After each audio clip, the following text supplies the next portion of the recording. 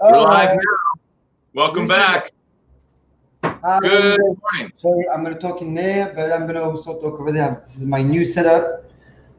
We'll be able to do a bunch of cool stuff now with more demos because I can have several cameras and figure out how to do that.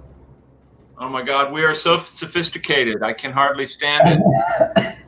So, Well, Jimbo, we talked about this before. We've touched on the subject, but I wanted to get back to the subject of what I consider to be maybe the world's greatest cheese, Parmigiano-Reggiano. And a student asked, we actually had a question. A student asked, what's so special about Parmigiano-Reggiano and how is it made? And I'm glad that person asked that question because I've actually been to Parmigiano-Reggiano factories. I've been a couple times and I have watched it being made from beginning to end. And I've been to the aging houses, which are usually cooperative warehouses. And they are magnificent. I'll never forget the first time I went to one of these warehouses and just saw from floor to ceiling just hundreds and hundreds and hundreds of wheels of Parmigiano-Reggiano aging, and also I Grana don't have a picture Padano. for that, huh? This is your There is what a you sent. picture in there. This is what It you was sent like me. that. It was like a religious experience. Okay, we'll start at the beginning. Here's a picture of the big, there's a whole series of these copper vats in the room. I think in this particular factory, there were about 6 or 7 of these vats. And it's very important that they use copper vats. It's similar to when you beat egg whites in a copper bowl. There's actually a chemical reaction with the milk that goes on to make this cheese. Now, each one of those vats, you can see how big they are. Each one of those vats makes 2 wheels of Parmigiano-Reggiano. And what they do is they get it started, they add the rennet and the culture and everything, and they wait till the curds begin to separate from the whey. And then what they do is they go in there and they get down in there and they scoop this out with a big piece of cheesecloth. They pull up this huge ball of curd and they tie it off onto this thing that looks like an oar, a paddle of a canoe, and they rest that on the edge of the vat so it's holding this ball kind of half in and half out of the way. Wow. And then the master cheesemaker comes through and he goes to each vat with this big knife like a machete, and he goes and he cuts each ball of curd in half. Because like I said, you make 2 wheels in each vat. So he cuts the giant thing in half, and he has to be very careful. It's a lot of experience goes into this because he has to make sure he cuts it Wow, is that exactly even. that's the thermometer right here? Right here. It's a That's nickel, just right? that thing It's a down. giant It looks nickel. like an infrared thermometer, but really what it is, it's stirring the milk while it's heating. So this guy cuts the ball in half, and then his assistants come in, and they have another piece of cheesecloth, and they separate the 2 pieces, and then they tie them both up and hang them both there on the edge. Then they go into these things. Oops. Can you go back? These are the temporary molds that they start with. This inside each of those, there's also a plastic band that has the design that will ultimately be on the rind of the cheese. So the first thing they do is put the fresh curd into these big plastic molds, sits in there for just a short amount of time, just until it sets up enough that they can move it into these. And they wrap these around, and you can see they've got a rope around it with a block, and they can pull them very tight. And the band is inside, so it's leaving the imprint on the cheese. Yeah, there's a beautiful. Then they sit like this for several hours until the curds really are set up, till they're solid enough to stand on their own. And then they take them out of those forms and they put them into a salt brine bath. I think there's a picture of the cheeses in the bath. Where? There should be a picture of the cheeses in their little salt brine bath. There we go. See, now wait, go back one. See, they're pulling the curd out of there. Okay, here they are in the bath. Now you see that they've been able to take them out of the form because they're set up enough to keep their shape. So then they sit there for, I don't remember exactly, I think it's a couple of days. They sit in the salt bath, and what that does is the salt inhibits any kind of growth of harmful bacteria on the surface of the cheese. But it also is pulling out moisture through osmosis. It's pulling moisture out of the outer rim of the cheese. So what it's doing is it's starting to form a rind. And ultimately, you'll have this very thick, tough rind on the cheese that will protect the cheese while it ages, because it's going to age for a very, very long time. These cheeses age for at least 18 months. Some of them are aged for 2 years, sometimes even up to 3 and 4 years, depending on how the wheel is going. So it's a very elaborate process, but it's very cool to watch. Parmigiano-Reggiano is part of a general. Jim, anything that is artisanal is very pretty to watch already, always, because there's a lot of work that people put into it. You have to understand it's a work of love, and it's a lot of work. All these jobs that are artisanal, what we make, charcuterie, pâté, cheeses, those specifically so special stuff. It's a lot of work. It costs a lot of money to make. It's very difficult, and it's a lot of knowledge in there that has been passed on by a generation of people making the same thing over and over for hundreds of years. Yeah, in the case of Parmigiano-Reggiano, almost 1,000 years, well over 800 years. 1,000 years, even better. And it's not the same person, right? There are two different people. It's not the same people. No. There have been 2 or 3 cheesemakers since then. But the cheesemaker works every day too, because you're working with a fresh raw material. You're working with milk. And by the way, this milk for Parmigiano-Reggiano is never pasteurized. It's never treated in any way. It's just put right in that vat, heated, and they add the culture. But he has to work 7 days a week. There's no days off, because milk comes in. They get the milk every day, and it has to be processed. So, I mean, he's done pretty early in the day, but still, it's 7 days a week. It's very hard. It's a very tough life. That's what farm is. Farm, there's no Sunday. Like people that live in a farm or do this type of job, it's a constant work. There's no stop and go home. Right. Well, especially when you're dealing with a product that comes from an animal that you can't tell the cow to take a day off. I mean, you can tell them. You can tell them, but they won't listen. Yeah. So why is Parmigiano-Reggiano so special? Well, aside from how we've seen that it is a very intricate process to make it. I want to cut you one time. We talked several times about Parmesan, so we're going to make it short, though. Remember, we talked about Parmesan already. You mean the name? No, several times before. So let's get some more point across that you want to point, but you already mentioned a lot of that already. I'm just saying. So well, no, that's good. Keep going. I want to point out that it is everything that goes into the making of this cheese is overseen by a consortium that dictates where the cheese is made. It's sort of a heart in the north central part of Italy where all this cheese is made. Right. In fact, the 2 regions are Parma and Reggio, which is where the name comes from, Parmigiano-Reggiano. Yep. And they govern what kind of cows can be used, how the milk is transported, how it's processed. The milk doesn't travel very far because it's a small, and there are cheesemakers set up throughout the region. So it's an incredibly special cheese, and it's incredibly versatile. They use it in its home region. It is used in almost everything. It's used in all the great filled pastas. It's grated on top of pasta, of course. It's used as an eating cheese. It's a wonderful table cheese. It's great when you get down. That's how you get complete protein, pasta and cheese. That's right. And when you get down to the end and you just have the rind left, you save them. People, they put them in soups and stews. It's called the vegetarian bone, a beef bone.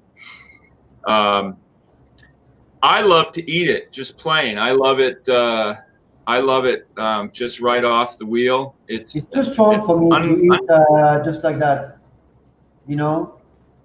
I love it when I'm drinking wine before dinner. It's you see really.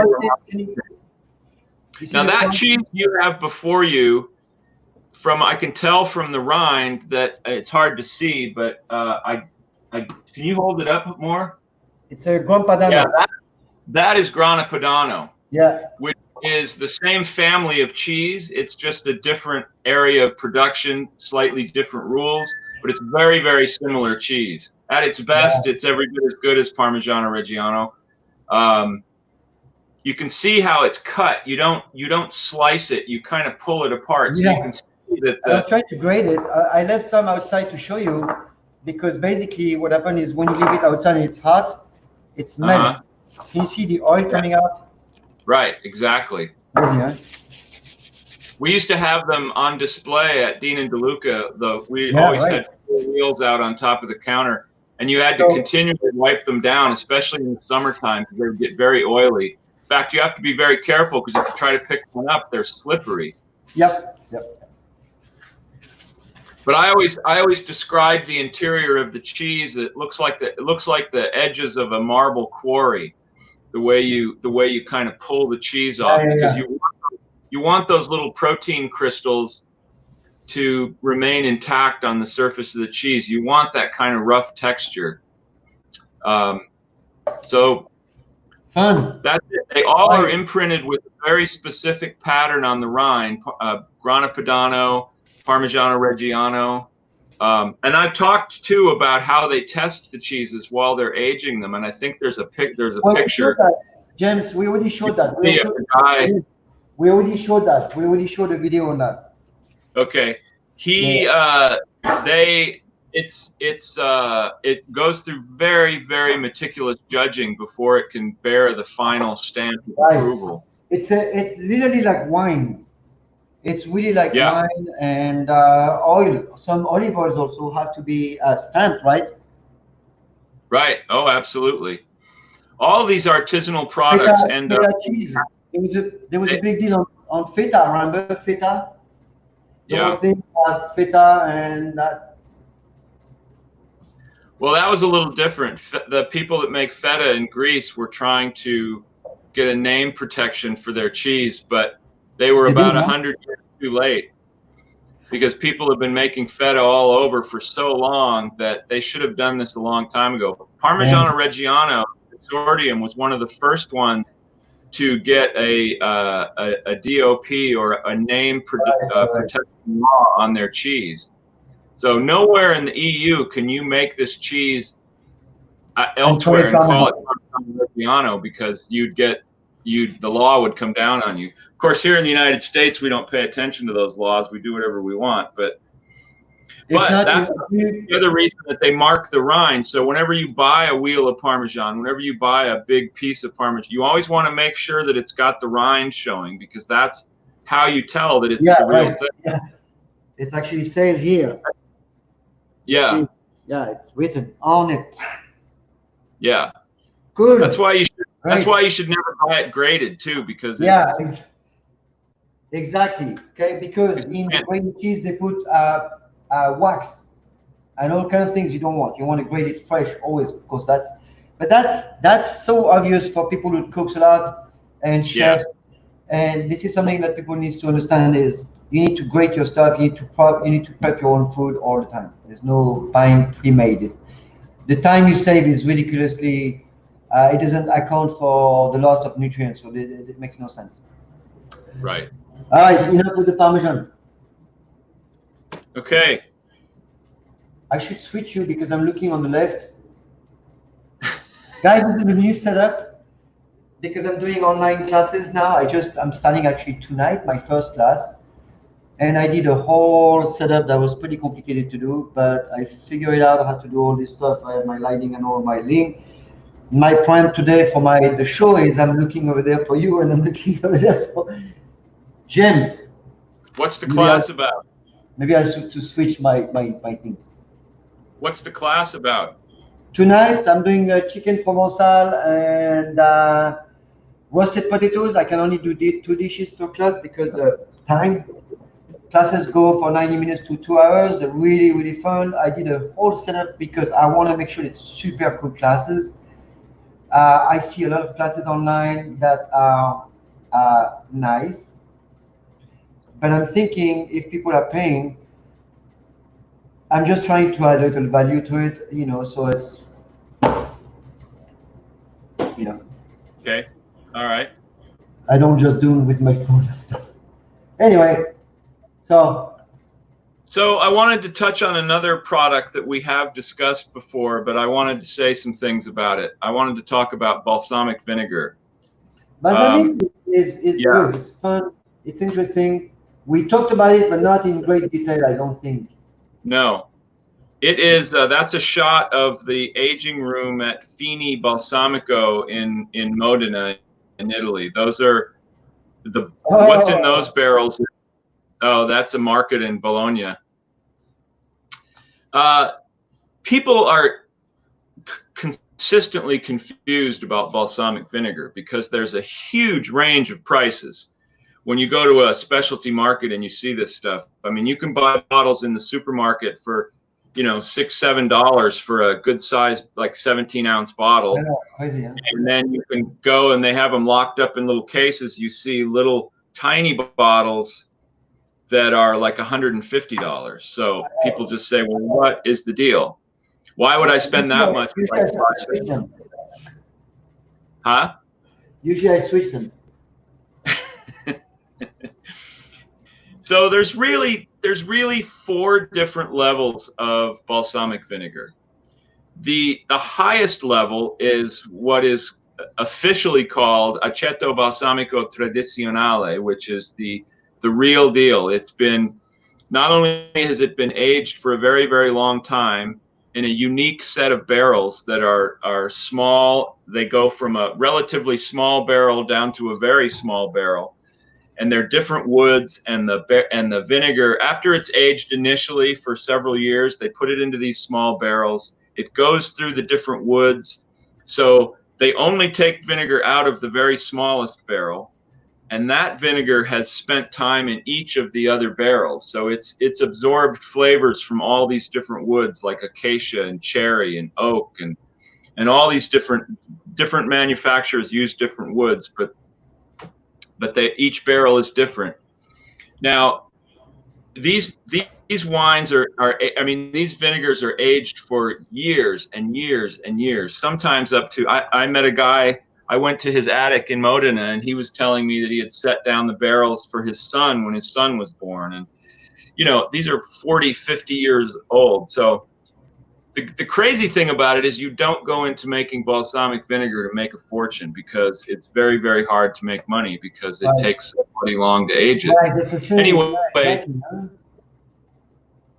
just like with all these other artisan products we've talked about, these special balsamic vinegars have to be judged. They have to be tested by a panel of experts before they're allowed to have the official seal and be able to sell for tons of money. So they taste them and they decide if they're ready, if they're good enough.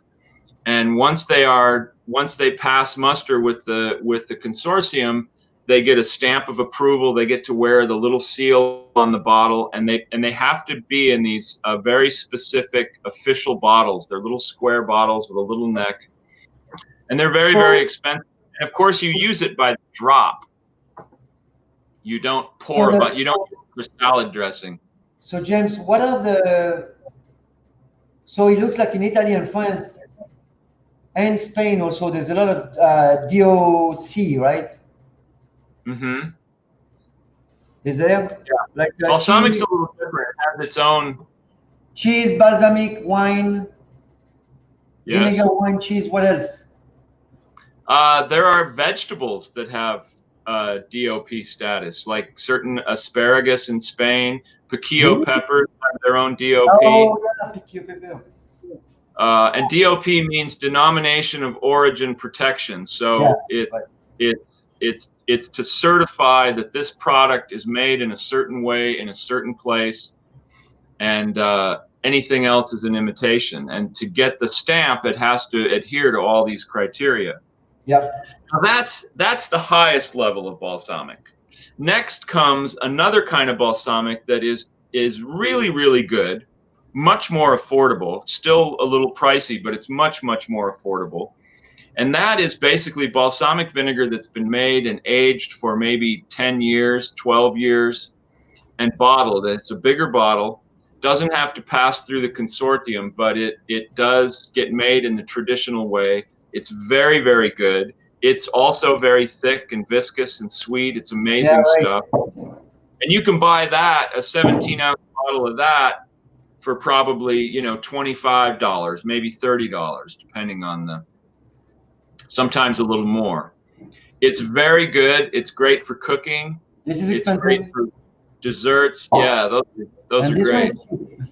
But this one is pretty good. I mean, it's not, you know, it's Berkeleyable, so we know it's quality, but it's not aged, right? It's aged. It's aged for several years. It's not aged for as long as some of them are. And they also, this one is very thick. This one is really, it's like, look at this. It's like syrup. Yeah.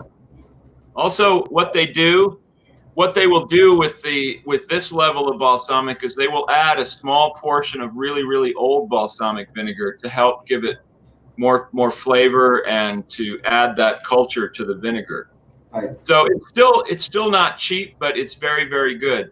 Now the next level down is vinegar that's basically, it's balsamic vinegar, but as a friend of mine once said, it's aged for about as long as it takes the ship to get from Italy to the United States.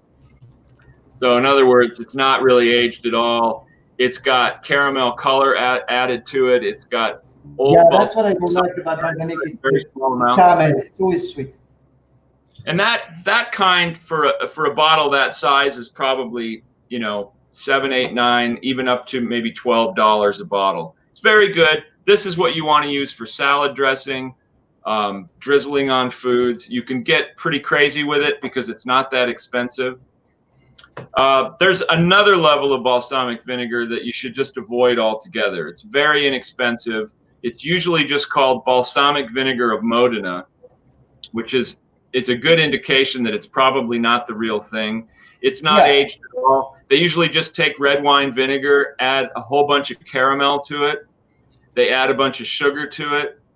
It's not aged at all. It's pretty dreadful stuff. And if you're paying $4 for a big bottle of this stuff, don't even bother. You know, go buy a good red wine vinegar instead. They're not expensive. Right.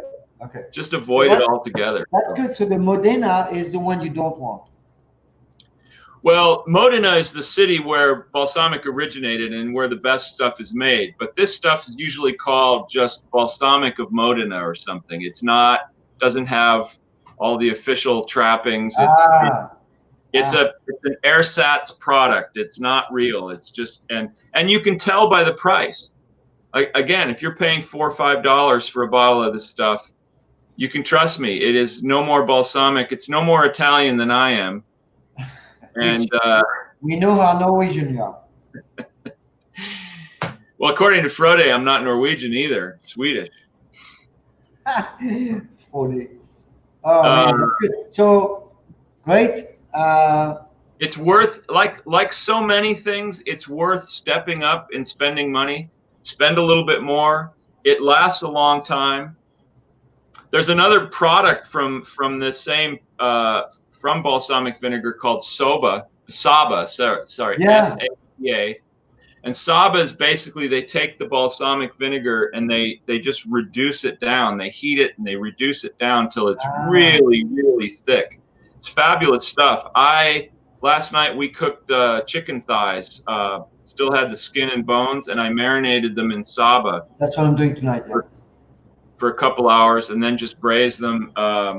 You can use it for desserts even. You can put it on ice cream. You can use it in all kinds of stuff. Right. Really, really tasty. Very thick. And it lasts a long time because you don't use a lot. I have something here that's also, it's fun. It's called marsala. It's an old marsala. that's a kind of cheap cooking wine. There are some that can be very good, but This one is not cheap. Actually Chef Lev got a really nice wine. oh, well, that's And good stuff. yeah, it's beautiful stuff, and it's so good. It's like a vermouth, right? It's a type of cooked wine. Well, it's a fortified wine, so that's why it lasts longer. Yeah, right. You used to be able to buy really cheap Marsala in the supermarket, and it was a couple bucks and a bottle of that stuff. Usually And it that's was cheap. really It's cheap stuff, but it gives you a really good flavor when you deglaze. If you want to deglaze with something, you can also add a little white wine plus a little bit of Marsala. Those wines are fun. You should always have that for around the kitchen when you do any type of cooking, because when it's time to deglaze to make a sauce, you can use a bunch of different stuff that will give you flavor, like sherry. Sherry is great to make to deglaze a pan that when you cook mushroom with. So when you do the mushroom and deglaze with sherry, yeah, right. Ooh, that sounds delicious. Marsala is awesome. Sweet vermouth is great. Dry vermouth is different. You can do a little bit of each. So you should have those wine, those cooked wine, always on in your cabinet, in your staple, to do some incredible food. It will give you a huge amount of flavors, very different from anybody else, and that gives you a cachet, a special thing. People are gonna be like, "Wow, well, that's a flavor." So when they ask that, yeah, it's a secret. also, I like having lots of liquids in the kitchen. I have a lot of different kinds of vinegar. yeah, alcohol is great too. Cherry. We have 3 minutes, chef. I used to cook with vermouth a lot, and I sort of forgot about that recently. I always had a bottle of white vermouth in the kitchen, and I used it a lot. There's always Splashed it in sauces. It was great stuff, and I haven't really thought about it recently. I don't have any vermouth. Right. What am I thinking? What am I thinking? I should go out and get some vermouth. It's also great for a martini. Jimbo. And I do believe vermouth has its place in a martini. Hey, Jimbo. Yes. We have 2 more minutes. What do you want to do? Well, let's talk about your classes. How do people access your classes? So my class, well, tonight is a private class. Tonight is a private class. We just posted a couple of public classes. We're going to post more. This is my experiment today. I want to make sure everything runs well. The biggest challenge for anybody to do cooking classes online is the bandwidth, the power of all these tools coming out of the computer and going online. But I think I got a good system down. It's all online, Wi-Fi, and the software was going to compress everything. So hopefully things will work. I've done 2 trials already privately, and they work really well. So I'm going to be set up for my class. It's going to be great. And well, now that you have the setup there, I'm hoping we can do more demonstrations for the podcast too. Yes, so we can. So next week, I can actually demo and doing some cooking demo. I want to show you how to make a dressing, do a little cut, couple of little tips and tricks, guys, that are so essential and so necessary and so easy to do. Just cool. I watched your omelet video. It was very fun, very instructive. Great. And you didn't burn it at all. Not this one. I burned all the other one before that. All right, before take 30. Click. All right. See you Monday. Right? See you Monday. Huh? See you next week. Everybody have a good weekend. Be safe. Be well fed.